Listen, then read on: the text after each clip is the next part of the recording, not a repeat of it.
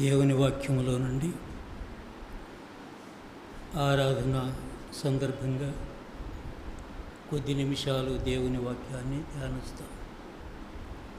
కీర్తన గ్రంథములు 22వ అధ్యాయం 1వ వచనం ఒక మాట చదువుకుందాం. కీర్తన గ్రంథములు 22వ అధ్యాయంలో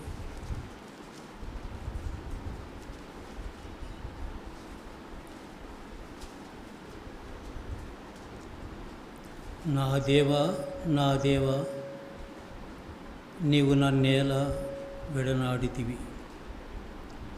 నన్ను రక్షింపక నా అర్థధ్వని వెనక నీవేలా దూరముగా ఉన్నావు. ఈ వచనములో యేసుక్రీస్తు వారు శిలువలో వేలాడుతున్నప్పుడు పలికిన మాట కొన్ని వందల సంవత్సరాల ముందే దావీదు ద్వారా దేవుడి మాట పలికించాడు. నా దేవా నా దేవా, నన్నేలా విడనాడితివి. మహాబాధలో ఉన్నటువంటి ప్రభు ఆయన్ని పట్టుకుని ఆయన చేతులలో పాదాలలో మేకులు కొట్టి పాడాలతో కొట్టి సిలువ వేసినప్పుడు మండుటెండలో మలమల మాడుతున్న సమయంలో ఈ మాట పలికాడు. దీనిని క్రొత్త నిబంధనలో మత్తయి సువార్తలో 27వ అధ్యాయంలో ఆ మాట మనం చూస్తాం. మత్తయి సువార్త 27వ అధ్యాయం 45వ వచనములో మధ్యాహ్నము మొదలుకొని 3 గంటల వరకు చీకటి కమ్మెను. యేసుక్రీస్తు వారు బాధలు చూడలేక ఆయన బాధపడతా ఉంటే ఆయనను 9 గంటల టైంలో సిలువ వేశారు. 3 గంటల దాకా సిలువలోనే ఉన్నాడు. మిట్ట మధ్యాహ్న సమయంలో బాధలు ఎక్కువైపోయి మనం కీర్తనలో చదివిన మాట అప్పుడు పలికేడాయి, నన్నెందుకు చెయ్యి విడిసేవని. 3 గంటలకు ఆ దేశమంతా చీకటి కమ్మెను.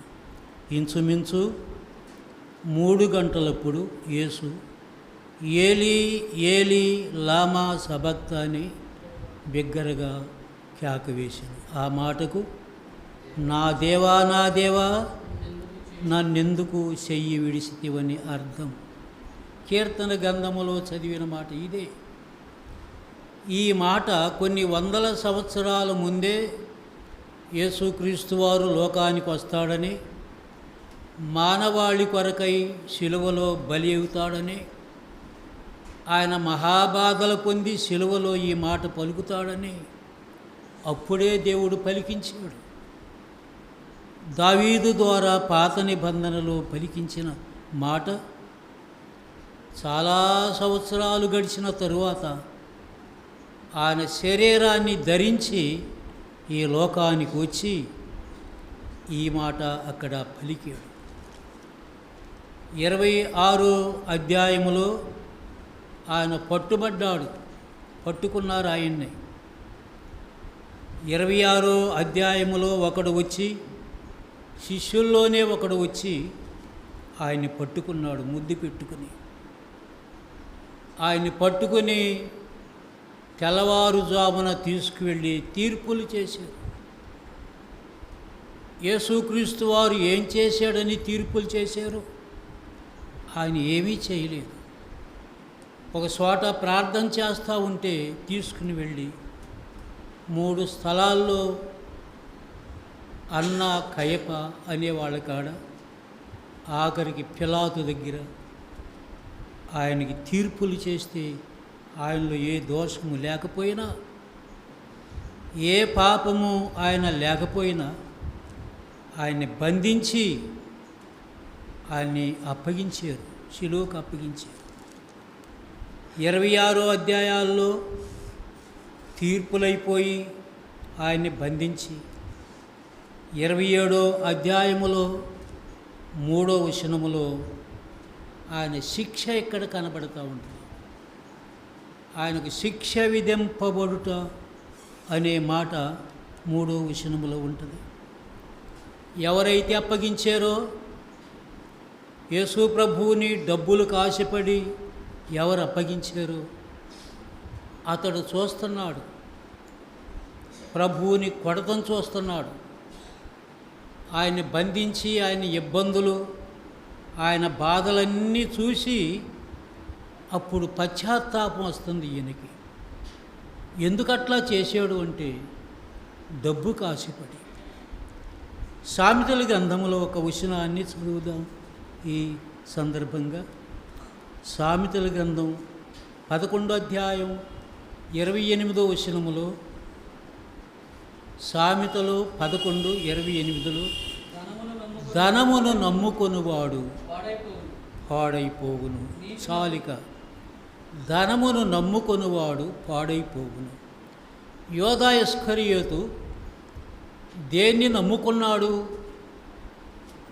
3 సంవత్సరాలు యేసుక్రీస్తు వారమ్మడి తిరిగినవాడు ఆఖరికి యేసు ప్రభువుని నమ్ముకున్నట్టుగా ఆయన అమ్మడి తిరిగి 30 రూపాయలని నమ్ముకున్నాడు, ధనమును నమ్ముకున్నాడు.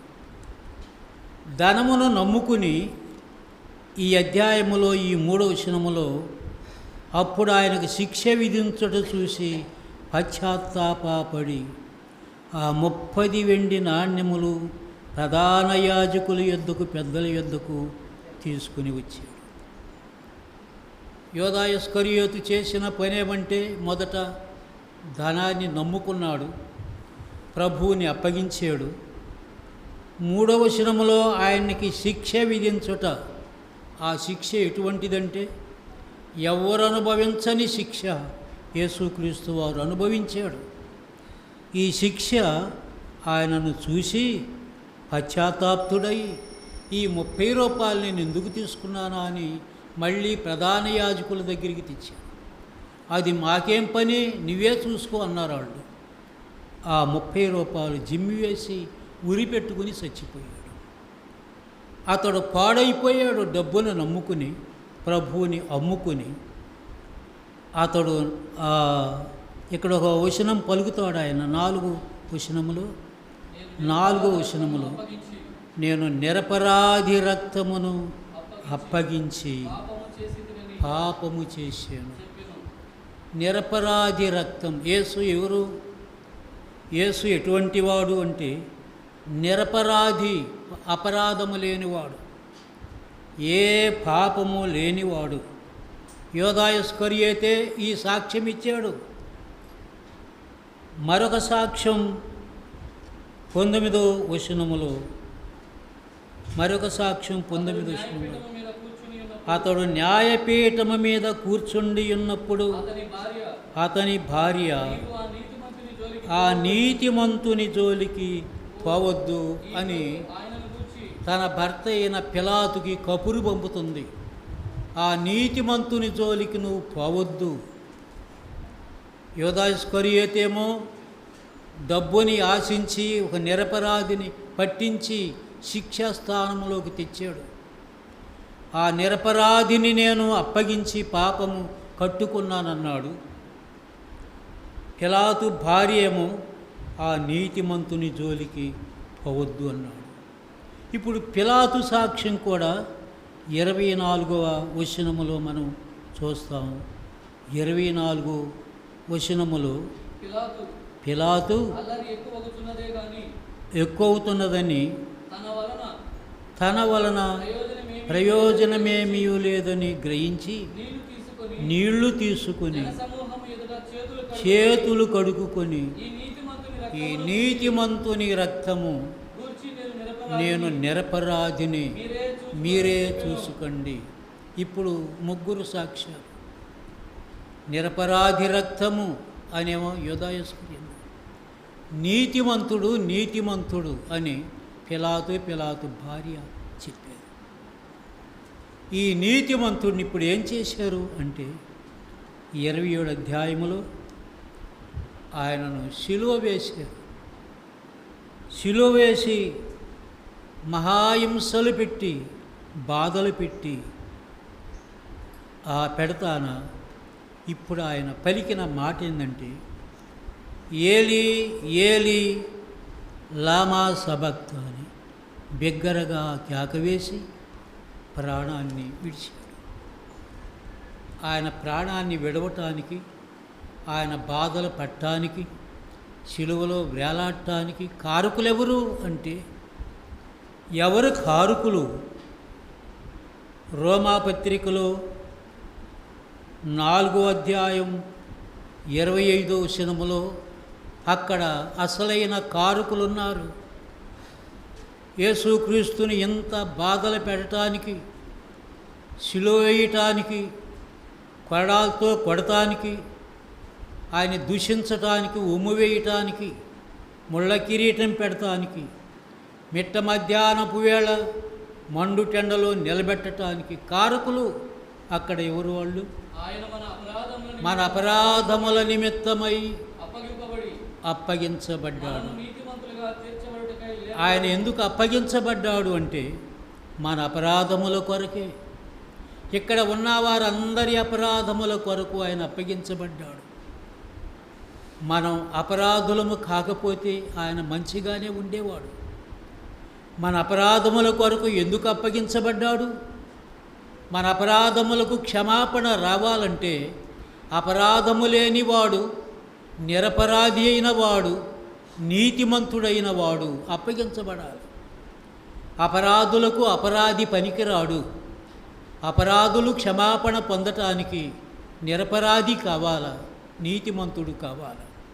అందుచేత నీతిమంతుడైన నిరపరాధి అయిన యేసుక్రీస్తు వారు అప్పగించబడ్డాడు.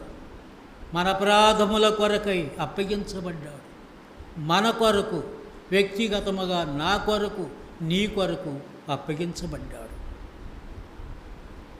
ఆ తర్వాత ఎందుకు లేపబడ్డాడు అంటే మనము నీతిమంతులముగా తీర్చటానికి లేపబడ్డాడు. ఆయన లేపబడి ఇప్పుడు మనల్ని ఈ స్థానములో పెట్టాడు. బైబిళ్ళు తీసుకుని ఆయన బల్ల దగ్గర కూర్చుని పాటలు పాడుకుని వాక్యాలు చదివి ప్రార్థన చేయటానికి కారకులు ఎవరు అంటే ఆయనే అప్పగించబడి మనము ఈ స్థానానికి రావటానికి లేపబడ్డాడు. లేపబడి మనల్ని మంచి స్థానానికి తీసుకొచ్చాడు. ఆయన లేపబడకపోతే మనం ఈ స్థానం మనకుండదు. మన అపరాధముల్లో మనం చనిపోతాం, నరకానికి వెళతాం. మన అపరాధములో చనిపోకుండా, నరకానికి వెళ్లకుండా నీతిమంతులుగా తీర్చి ఆయన బల్ల దగ్గర కూర్చుని ఆరాధించే, స్తుతులు చెల్లించి ప్రభువా అని పిలిచే అర్హత మనకి దొరకటానికి ఆయన మరణమే కారణం. ఆయన మరణించకపోతే మనం ఇక్కడ ఉండేవాళ్ళము కాము. ఆయన మరణించి సమాధిని గెలిచి లేవకపోతే మనకి ఈ స్థానం దొరికేది కాదు. ప్రభువుతో సహవాసం మనకు ఉండేది కాదు. అందుచేత యేసుక్రీస్తు వారు ఇన్ని బాధలు అనుభవించటానికి కారణమేంటి అంటే మన అపరాధముల కొరకై అప్పగించబడ్డాడు. అపరాధము చేసిన వాడు ఆడే అప్పగించబడాలి. మనమే అప్పగించబడాలి.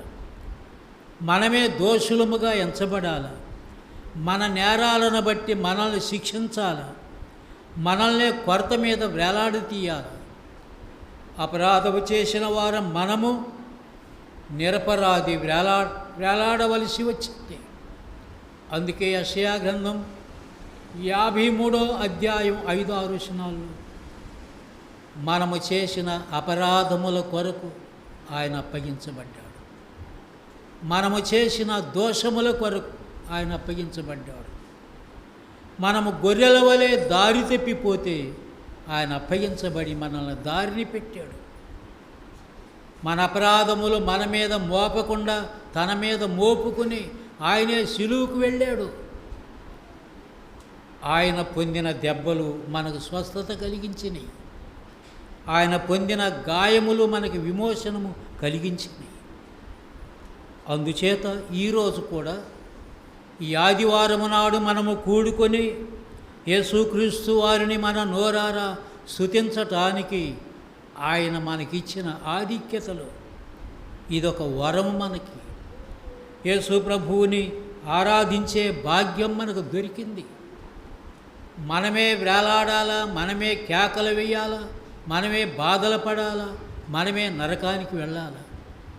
మనల్ని వెళ్ళనీయకుండా మన అపరాధముల కొరకు ఆయన అప్పగించబడి తీర్పు పొంది గాయాలు పొంది శిలువలో వేలాడి దెబ్బలు తిని ఉమ్మివేతలు వేయించుకొని పడరాని పాట్లు పడి చనిపోయి సమాధికి వెళ్ళి తిరిగి లేచాడు. ఆయన తిరిగి లేచి మనకు రక్షణ ఇచ్చాడు. మనం ఈరోజు ప్రభువుని ఆరాధించగలుగుతున్నామంటే ఆయన ఉచితమైన కృప. ఈ ఆరాధనకి రక్షణ పొందిన వాళ్ళందరూ కూడా త్వరగా వచ్చి నా కొరకు నా ప్రభు శిలువలో వేలాడాడు, నా దేవా నా దేవాని సహించలేక భరించలేక బాధలు పడలేక మండుటెండలో మైనవలే కరిగిపోతా ఆ ఎండలో బాధలు పడలేక కేకవేసి ప్రాణమిచ్చిన నా ప్రభువుని ఆరాధించాలని మనం త్వరగా వచ్చి ఆరాధించాలి. ఆయనకి స్తుతులు చెల్లించాలి. మనం ఎంత కార్యము జరిగినా ఆయన ఆరాధించటానికి రాకపోతే దౌర్భాగ్యమైన సంగతి. వారు దేవుని బిడ్డలుగా ఎంచబడరు వాళ్ళు. అందుకని ఈరోజు మనం ప్రభు సన్నిధికి వచ్చి ఆనాడు చేసిన కార్యము, ఆనాడు మన కొరకు శిలువలో వేలాడిన దృశ్యమును ఈనాడు కాదు, రేపు కాదు, ఆయన వచ్చు వరకు, నేను వచ్చు వరకు దీనిని చెయ్యండి అన్నాడు ప్రభు. యేసుక్రీస్తు వారు ఎప్పుడు వస్తాడో, ఏ తారీఖు నాడు, ఏ నెలలో, ఏ సంవత్సరం వస్తాడో తెలియదు. ఆయన వచ్చే వరకు మనము చేయాల్సిన బాధ్యత మనకిచ్చాడు దేవుడు. దీన్ని తప్పనిసరిగా రక్షించబడిన వారందరూ వచ్చి దేవుని స్తుతించి ఈ ఆరాధనలో అందుకోవాలి, పాల్గొనాలి. ఆయన కేక గుర్తు చేసుకోవాలి. మన కొరకు ఎంత వేదనతో కేక వేశాడో, ఎంత వేదనతో ఆయన అరిశాడో, బాధపడ్డాడో, యమగుండములో ఆయన మహాబాధలు అనుభవించాడో ఈ మనం జ్ఞాపకం చేసుకుని ఆయనకు స్తోత్రాలు చెల్లించుకోవాలి. మన అపరాధముల కొరకు ఆయన అప్పగించబడి లేపబడిన ప్రభువుని ఇప్పుడు మనం ఆరాధించబోతున్నాం. ఆయన శరీరం మనకు అప్పగించాడు, అర్పించాడు. ఆయన శరీరం నలగగొట్టారు. ఆయన శరీరాన్ని 10,000 మందిలో గుర్తింపదగినంత సౌందర్యవంతుడైన ప్రభువుని చూడనొల్లని వాడుగా అయిపోయాడు మన కోసం. ఆయన శరీరం తిరగటి రాళ్ల మధ్య విసరబడిన గింజల వలె విసరబడింది. ఆయన శరీరం దంచబడింది. ఆయన శరీరం రూపురేఖలు లేకుండా మారిపోయింది. ఆయన శరీరం నుప్పుల మీద కాల్చబడిన రొట్టెగా అయిపోయింది. శిష్యులను కూర్చోబెట్టాడు. శిష్యులతో చెబుతున్నాడు, ఇది నా శరీరం, నేను వచ్చే వరకు దీన్ని చెయ్యండి, మరిచిపోవద్దు అని చెప్పాడు. ఇది నా రక్తం అని రసాన్ని తీసుకుని నేను వచ్చే వరకు దీన్ని చెయ్యండి, మరిచిపోవద్దని చెప్పాడు. మరుపురాని ఆయన మరణము, మరుపురాని ఆ దృశ్యాన్ని మనం ఎప్పుడు ప్రతి ఆదివారం మనం మరిచిపోకుండా చేయాల్సిన బాధ్యత మన మీద ఉంది, పెట్టాడు. దీన్ని మరిచిపోతే మనం అపరాధులమైపోతాం. దీన్ని చేయలేకపోతే అపరాధులమైపోతాం. మన శరీరాలను కాపాడి ఆయన శరీరాన్ని నలగగొట్టించుకున్నాడు. మన ప్రాణాలని కాపాడటానికి ఆయన ప్రాణాన్ని పోగొట్టుకున్నాడు. మనల్ని సమాధిలో నుండి లేపటానికి ఆయన సమాధికి వెళ్ళాడు. అటువంటి ప్రభువుని మరిపోవచ్చుద్దా, మరిచిపోవచ్చా? మరిచిపోరాదు. అందుచేత ఈరోజు కూడా మనము దేవుణ్ణి ఆరాధిస్తూ మన కొరకు నలగగొట్టబడిన శరీరములో రక్తములో పాలి భాగాన్ని తీసుకోబోతున్నాం. తీసుకునేవాళ్ళు ఎటువంటి వాళ్ళు? తన్ను తాను పరీక్షించుకొని, నిన్ను నీవు నన్ను నేను పరీక్షించుకొని అలాగూ చెయ్యాలి. దోషాలు లేకుండా, అపరాధాలు లేకుండా మనల్ని మనం పరీక్షించుకొని యోగ్యమైన హృదయముతో మన ప్రభువుని ఆయన్ని స్తుతిస్తూ ఆరాధిస్తూ వందనాలు చెప్పుకుంటూ మన యొద్దకు తేబడే రొట్టెలో రసములో మనం పాలి భాగాన్ని తీసుకోవాల్సిన బాధ్యత మన మీద పెట్టాడు. యేసు ప్రభు వచ్చే వరకు మనం ఈ పని చేయటానికి ఆలస్యం చేయకూడదు. యేసుక్రీస్తు వారు మనకిచ్చిన ఆజ్ఞ ఏమని? నేను వచ్చు వరకు దీనిని చెయ్యండి, నేను వచ్చు వరకు నన్ను జ్ఞాపకము చేసుకోవటానికి దీనిని చెయ్యండి. ఇది చేసేటప్పుడు యేసుక్రీస్తు వారు ఎట్లా శ్రమపడ్డాడో, ఎన్ని బాధలు పడ్డాడో, ఎంత అనుభవించాడో, ఎన్ని బాధలు పడి మండుటెండలో ప్రాణం ఇచ్చాడో ఇవన్నీ మన మనసులోకి రావాలా. మన మనసులోకి వచ్చి ఆ ప్రభువుని వందనాలు చెప్పుకుంటూ ఆ శరీరములో ఆ రక్తములో మనం పాలిభాగాన్ని తీసుకోవాలి. ఇప్పుడు మనం ఆ స్థితికి వచ్చాం, దేవుని ఆరాధనలోకి వచ్చేసాం. ఆయన ఆ రొట్టె రసములో పాలిభాగాన్ని తీసుకోబోతున్నాం. మనల్ని మనం పరీక్షించుకొని యోగ్యమైన హృదయాలతో ఆ ప్రభు బలలో మనం చెయ్యి వేద్దాం. ఇప్పుడు మనం ఆరాధనలోకి వస్తున్నాం.